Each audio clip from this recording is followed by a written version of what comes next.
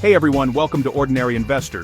GVA at 105.68 date. Can it hit $1,000? Spoiler, no, but with Q2 EPS 193 beat and $108 target, let's unpack earnings, pros and cons, forecasts to 2050, and why it's an infrastructure play. Smash like if construction stocks excite you.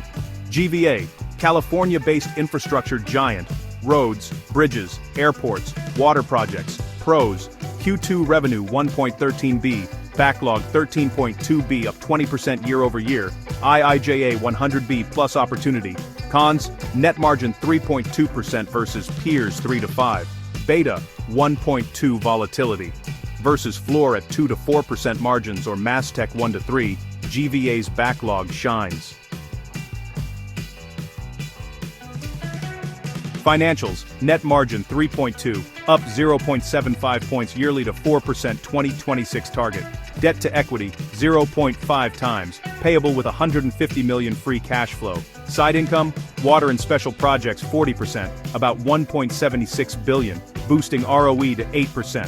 Since 1983 IPO around $2, up 1,200% total, 6.5% CAGR. Beat S&P plus 100% since 2020.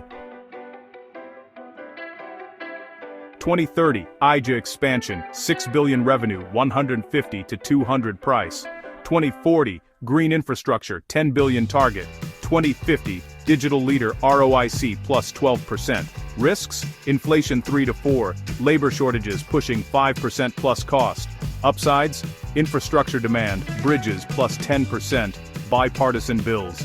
Dividend 52 cents a year, 0.5% yield, 5% CAGR. Short, 18% to 118, buy. Long, 7 to 9% CAGR.